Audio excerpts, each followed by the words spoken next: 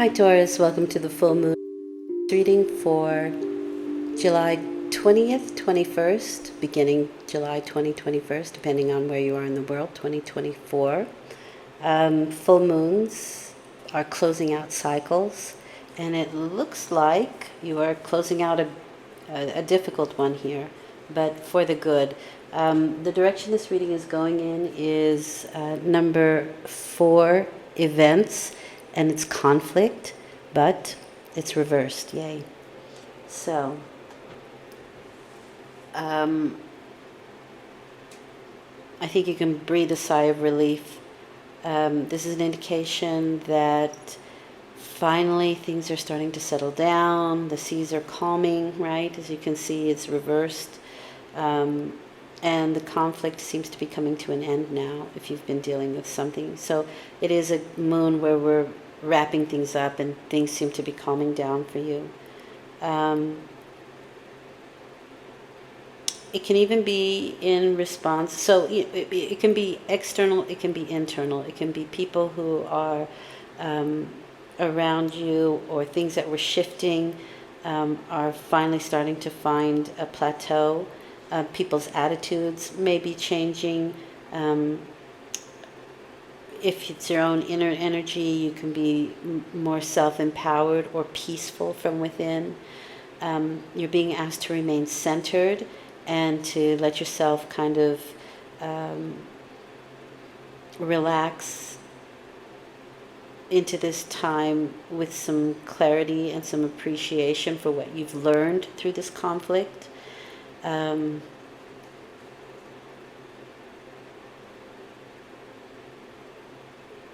So this is kind of bringing a bit of peace from a situation that was very possibly a bit turbulent. Very nice, very nice. So that's the direction the reading is going in. Let's see what the cards have to say. So the first column is, again, we're navigating this lunar cycle, this Aquarius full moon. And so the first column is where you find yourself at the time of the full moon, or if you are consciously trying to close out a cycle, you can find that here in this first column. The second column is you, what you're thinking, what you're doing, how you're feeling, how you're behaving. Interesting. Aries got that same placement. So it represents you within this situation. And the last column is probable outcome. Probable because forewarned is forearmed. So there's a possibility that we can change situations, but there is also the possibility that we have the opportunity to move through the situation in order to grow, in order to learn something. We have this experience for furthering our growth, to understand the situation deeper.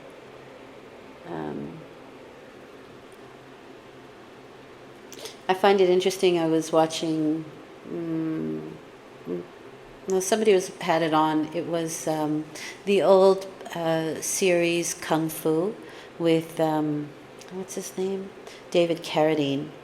I remember watching it as a kid, and I don't think I realized the wisdom that it carried with it. I was always sort of in awe of it. I always found it quite interesting. But there is something very profound. And in this particular episode,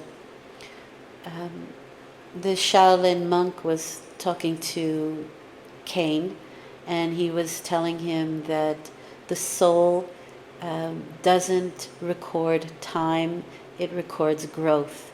And I found that really profound and really interesting, and it kind of stayed with me.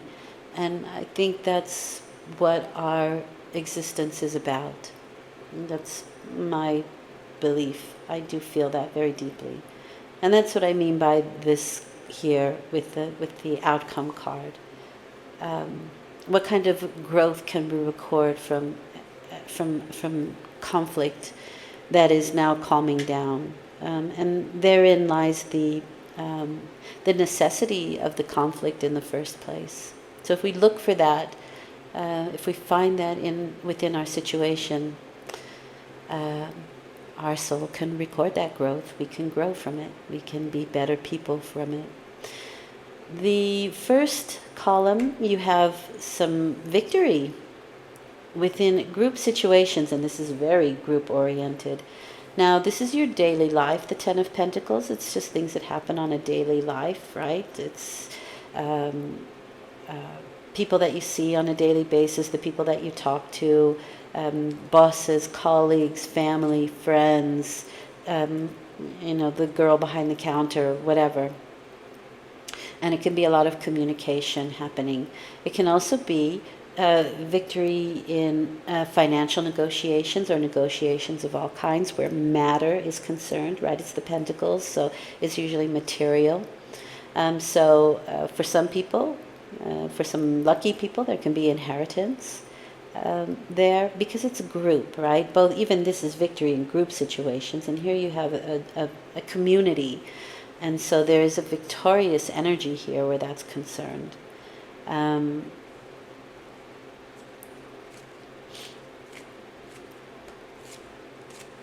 But I do feel like there is communication involved, and sometimes it's gossip. If this is negatively aspected, the Ten of Pentacles can be gossip. But it's also daily life, and so maybe daily life in itself is just calming down. Maybe everybody was upset and things were happening and whatever, and finally things are starting to calm down. Finally there's a sense of community. Finally there's a sense of unity and people on the same page. But it does feel like a buzz to me. I mean, for me, I'm getting the feeling of there's a lot of chatter, a lot of communication going on here. Okay, because there may have been something unexpected. There may have been something that we weren't expecting with the Tower card. The Tower card for me is the hand of God that wipes away what is no longer necessary. It's unexpected and it can change our belief systems. It's something that was built on shaky ground. And this is sort of an act of God. And it may have released us from something that we felt like we couldn't get out of, that we were imprisoned by. And because there's no exit on the ground, and even if you did, you'd fall off the cliff, something happened that kind of pushed you out. And again, this can be something that appears quite negative, but there is a blessing behind it. The yod are indications of the blessing, of something higher, moving things, changing things. In our belief systems, especially with the Tower card. It's a major arcana, and so that is something that happens on an internal level. Even though the events may have been external, it moved us profoundly. But I still get that energy of chatter because there's such a group dynamic here with that Six of Wands and the Ten of Pentacles.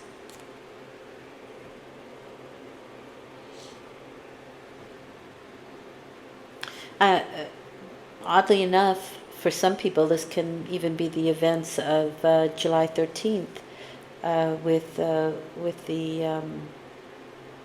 the attempt, with the shooting.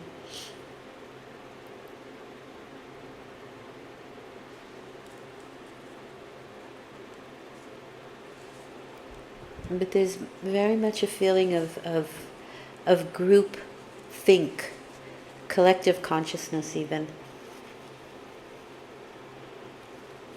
It doesn't have to be that big, and everybody lives other places, so it doesn't have to be like that. It can just be something very personal, but it is within a group situation, and it does change things profoundly, and we are being given the opportunity to build again on more solid ground.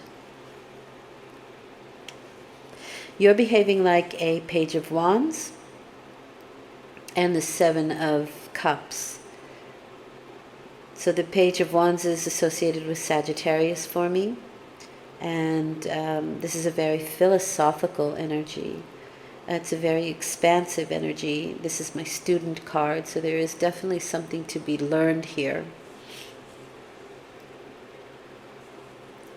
It's quite a passionate energy, and in their ability to go forward, they can be, on the negative side of Sagittarius, it can be a little bit like my way or the highway, or a little bit like even when I'm wrong, I'm right. That's sort of their motto. Because they believe very passionately in their philosophy, but it's an immature energy, right? It's a youthful energy, and so it gets ahead of itself a little bit, overly confident or overly egotistical. I'm not saying that's what's happening here. I'm saying that's the negative side of the Page of Cups or Page of Wands, and indeed this can just be a very philosophical attitude, and like I said, expansive. It's expansive. It's the student of life, and they learn things from this, and that's why I'm saying perhaps belief systems changed, and even with the collective, right? Even with the collective. So the Seven of Cups, I know I watched a video the other day where they said that timelines shifted because of what happened on July 13th. People talk about the Great Awakening, and maybe something shifted within you because of this. The Seven of Cups is confusion, and it's confusion in choices. And so maybe whatever shook us up was a little bit like, wow, okay, now I have to change the way I think about things. Maybe it's this, maybe it's that, maybe this happened, maybe that happened, but there's confusion within these choices. And this card, the wisdom of this card is when you have confusion within choices, choose what the heart wants, listen to the heart, because it's cups, it's emotion, right? It's heartfelt. What is heartfelt? Sometimes we can listen too much to outside chatter, but we don't look within. We don't listen. Or maybe we listen, but then the outside chatter comes in and kind of confuses us again and brings in more information. That's what I mean. Like, I really have a gossipy feeling kind of sometimes about this because it's a group situation. There can just be a lot of information out there. That's what I mean. There is something to celebrate here with the Three of Cups. These are the muses, and this is a very loving card. It is celebration. It's the joy of life. It's the joie de vivre. These are the muses that inspire us, and these are women that hold each other up. So maybe there are females around you that are holding you up, that are toasting you,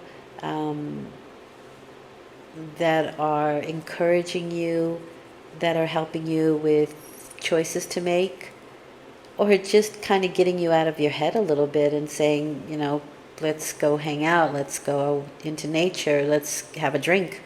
You know, there's this moment of celebration and joy. And if you aren't feeling that, and perhaps, you know, the confusion that you're feeling, or the Three of Cups is saying gratitude is the way forward. What are you grateful for? And that helps to maybe help you with the choices that are in, or the confusion that you're having. but it's a very celebratory, happy, enjoy life, always look on the bright side of life kind of card. Okay? The outcome, however, is a mixed bag. You have the Five of Cups, and that's the card of grief. So whatever did happen does create some rockiness. However, this card is saying that the conflict is ending now. And even when something tragic happens and it's ending, you're still going through the stages of grief. And that's the Five of Cups. So they're saying, this card says that the grief is a necessary process. It's part of the process and it's necessary. But it does ask you not to stay there too long, because that grief can turn into depression.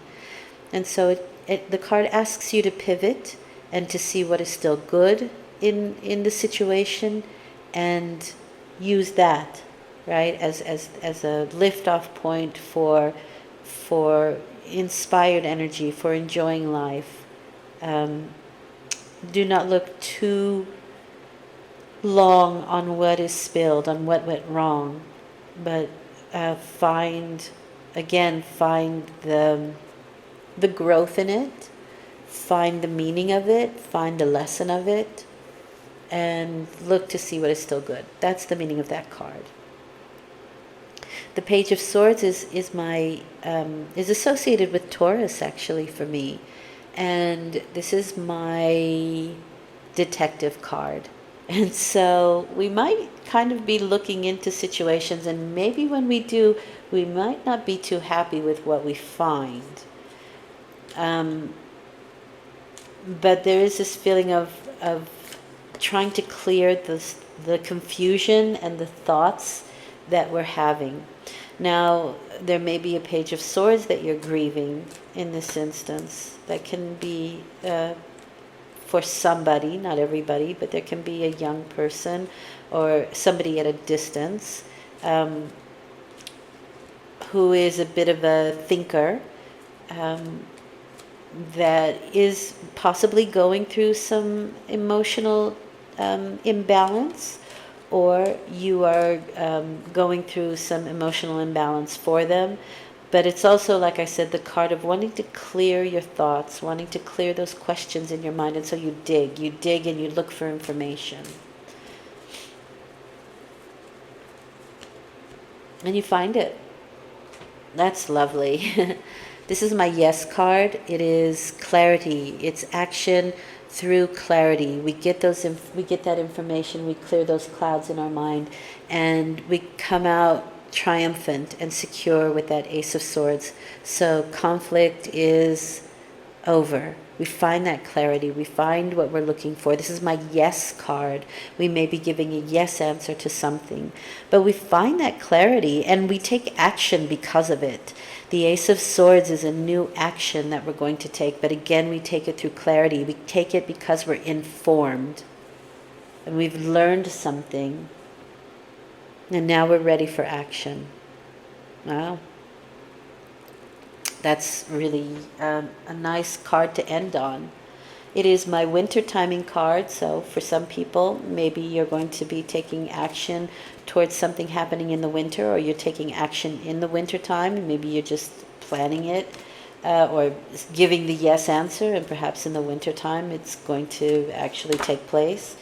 But it can be something that you're saying yes to now, or you receive a yes answer, or you're saying yes, but it is my Yes card. It's taking action. This card flew out as I was shuffling when I asked what does Spirit want you to know, and this is soul purpose. Act on your purpose, on your soul purpose today. So I do believe that's exactly what you're going to do here, and I think you'll do it well informed and with a new consciousness, with a new way of seeing things and thinking about them. You have a little bit of everything here. So you have the matter card, right? The physical reality. You have the passion that goes with it. You have the emotion, and what was confusing we seem to find perhaps through the people that love us and hold us up, perhaps through them. And that can also be you. Perhaps you're the inspiration. Again, the Page of Wands is a very philosophical card. And so maybe it is through your joy, through your expansion, that you help other people. And again, the outcome is yes.